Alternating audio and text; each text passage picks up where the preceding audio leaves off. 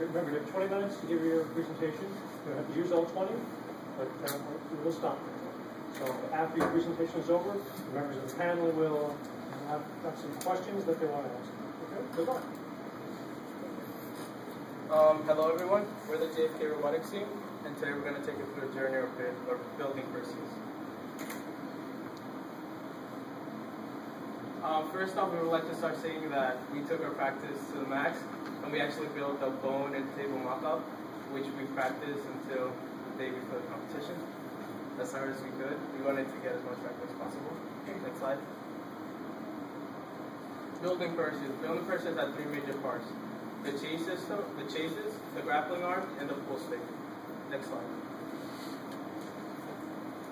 And we also had some blueprints which help us in the normal setup of the robot altogether, just to keep the measurements in mind. Next slide. The first task we did was starting with the chases, which are too strong and easy to move and fast with design.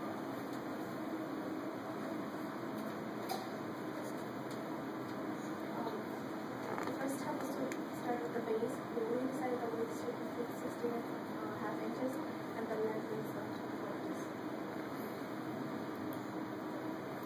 The second task is to make the wheels. We use armlets with the front side of the robot, which allow the robot to move in the direction, and then we need hub wheels for the rear side of the chases. And then we put the both arm wheels and the hub wheels allow the robot to lift approximately 4 inches above the ground. The problem with having the chases was because we use blind gears, they're touching the ground and messing with the speed of the robot. The solution we came up with for this problem is using brackets, so which would elevate the chases above the ground. The grappling arm. We designed the arm for the orthopedic bone challenge specially, and we decided it should be 42 inches high. The second bucket is 36, so if we do 42 inches, it will be easier for us to put the bone in the bucket. Next. For the claw of the arm, we used NXT purse, so it will be easier for the driver to pick up the bones. And before the NXT purse, we use the servo, which allows the driver to rotate the whole to 270 degrees, so they can easily grab the arm from any direction they want. There are altogether 3 motors we use. One motor was for up and down the whole arm, and the second motor was left and right, and the third motor was bending the arm and straightening it. Also, motor 2 and 3 use chains with them to it will be easier for the drivers to move the arm and straighten it easily.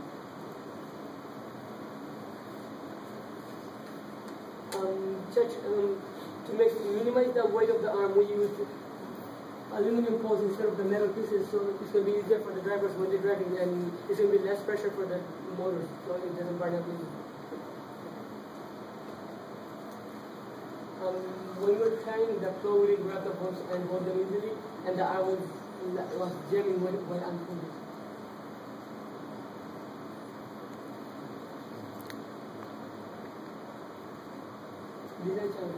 When we were trying the arm out, this motor gear would be spacing out and it skips the gears all the time. Then the way we solved it is we put brackets all over both sides, which allowed the motor to be in place and it didn't move up and down, so it didn't flash that much. And it prevented from skipping the gears. Yeah. Solution.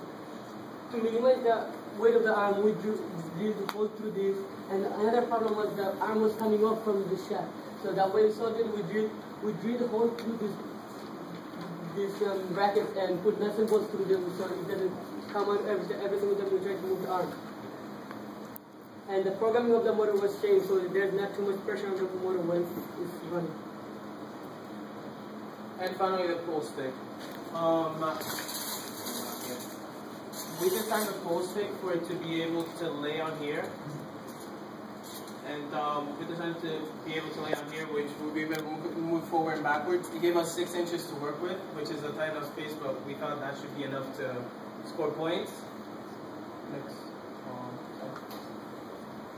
The problem that we had at the beginning of that we tried this system is that every time we move it forward, it goes back. We didn't account for it. We thought it was just gonna latch on here and it was gonna work, but we had to add a clamp or a hook type thing in the back here, so it would never go back and it would just keep going forward. Next slide. And to prevent it from going up, we also added the servo here, which would clamp it on place and lock it down. To measure the force we needed to hit the cue ball and move the other balls, 9 balls, we use physics and geometry. Using this formula, we calculate how much force will be needed. Using the total mass of 2,180 and the acceleration formula, we calculated how much force will be needed. And in 6 inches, it worked. When we were practicing in our school, it worked. 6 inches was there. Alright, so for the programming, we had a goal of making everything ergonomic and work as fluently as possible. So what we did is we tested everything independently, and first we started with the drive to make sure the motors for driving were working, and we continued with the arms and the servos, the claw. And our whole goal to this was to make sure that everybody could drive it as best as possible and everything was working in queue. And we, at the end, basically what we did is we took every program that we had done and we just implemented together to make sure that everything would work in one program.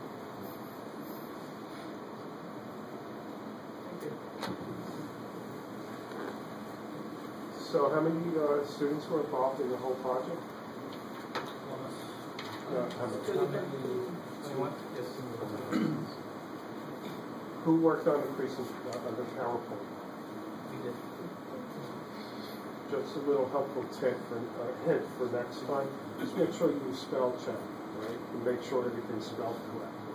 So you don't want to give a presentation where you have misspelled words. The word bracket is spelled correctly. Also, introduction. The members,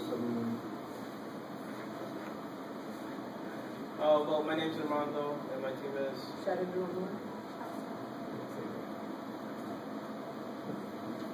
So what grade level are you? 12.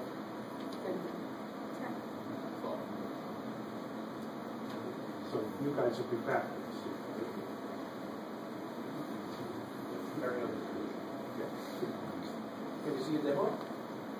Actually, no, we can't because we're not going to risk it since the motors are really running thin, and if we need to use it anymore, they're going to burn out. If you really want to see it, you can go outside.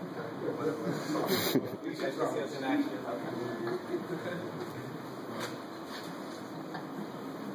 So, you know, you have a really good advisor. He's been with the program, Gilmore, sitting down. He's been, he was actually the first student, in the first group, the first year, 13 years ago. Stand up. It's been a long time now. And now he, I think you work for the district there?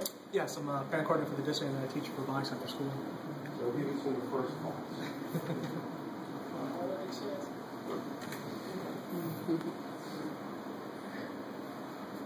Any other questions?